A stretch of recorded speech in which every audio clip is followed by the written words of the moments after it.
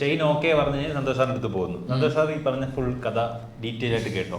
ഇല്ല, സന്തോഷ് സാർ പറഞ്ഞത് 1 മണിക്കൂർ നിനക്ക് ഞാൻ സമയം തരാം, അതിനുള്ളിൽ ഞാൻ 59 മിനിറ്റ് എണീറ്റു, അതിനുള്ളിൽ നീ ഫുൾ കഥ പറയാം, അല്ലെങ്കിൽ പടത്തിന്റെ ആദ്യത്തെ 1 മണിക്കൂർ പറയാം, നിനക്ക് എന്തും പറയാം. പക്ഷെ ഞാൻ ഇവൻ പറഞ്ഞ പോലെ എനിക്ക് 10 മിനിറ്റ് വേർഷൻ ഉണ്ട്, 20 മിനിറ്റ് വേർഷൻ ഉണ്ട്, എല്ലാ വേർഷനും ഉണ്ട്. അതായത് ഞാൻ എനിക്കൊരു കലങ്ങും വലങ്ങും നറേഷൻ നടന്നു അല്ലേ.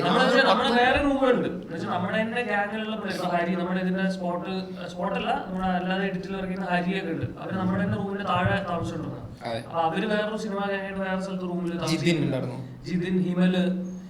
ജിതിൻ എന്ന് പറയുമ്പോൾ രേഖയുടെ ഒക്കെ ഡയറക്ടർ ഒക്കെ ഞങ്ങളുടെ സുഹൃത്തുക്കളാണ്. അപ്പൊ ഞാൻ ഈ റൗണ്ട് മൊത്തം നടന്ന് കഥ പറഞ്ഞിട്ടുണ്ട് ഇവരുടെ അടുത്തൊക്കെ. എവിടെയെങ്കിലും ഒരു പോയിന്റ് കിട്ടിയാൽ ഡെവലപ്പ് ചെയ്യാമെന്ന് പറഞ്ഞിട്ട്. സോ അതുകൊണ്ട് തന്നെ ഇത് പറഞ്ഞ് 100 നറേഷനൊക്കെ കഴിഞ്ഞിട്ടുണ്ടാവും പടത്തിന് മുന്നേ തന്നെ ആക്ച്വലി. സോ എൻ്റെ അടുത്ത് വേർഷൻ ഉണ്ട്. സന്തോഷ് സാർ കേട്ടപ്പോൾ ഞാൻ കറക്റ്റ് 1 മണിക്കൂർ വേർഷൻ എടുത്ത് അപ്ലൈ ചെയ്തു. അപ്പോൾ ഞാൻ പിന്നെ എനിക്ക് എൻ്റെ ഒരു ഇതായിട്ട് കാണുന്നത്, ഞാനൊരു 1/2 മണിക്കൂറൊക്കെ പറഞ്ഞു കഴിഞ്ഞിട്ട് അവർക്ക് വർക്കാവാത്ത ഏരിയ 10ാമത്തെ സീൻ അത്ര വർക്കായില്ലെങ്കിൽ അതിനുമായി ചേർന്ന് നിൽക്കുന്ന 30ാമത്തെ സീൻ ഉണ്ടെങ്കിൽ ഞാനത് കട്ടി അത് അവിടെ പറഞ്ഞിട്ട് കാര്യമില്ല, കാരണം പുള്ളിക്കാരൻ അത്ര വർക്കല്ല.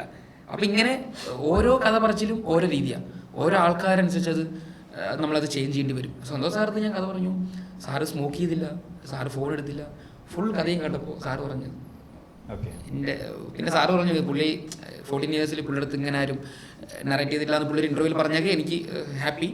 സോ അങ്ങനെ പുള്ളി കഥ കൊള്ളാമെന്ന് പറഞ്ഞാൽ അന്ന് തന്നെ പുള്ളി അത് പ്രൊസീഡ് ചെയ്തു. പിന്നെ അടുത്ത പ്രൊഡ്യൂസർ ബിനി ചേട്ടൻ വരുന്നു, പുള്ളിയുടെ ഫുൾ വേർഷൻ പറഞ്ഞു. നറേഷൻ സ്കില്ലുള്ള ആളാണ് ഉണ്ണി, എല്ലാവരും പറഞ്ഞ് കൺവിൻസിങ് സ്റ്റാറാണ്.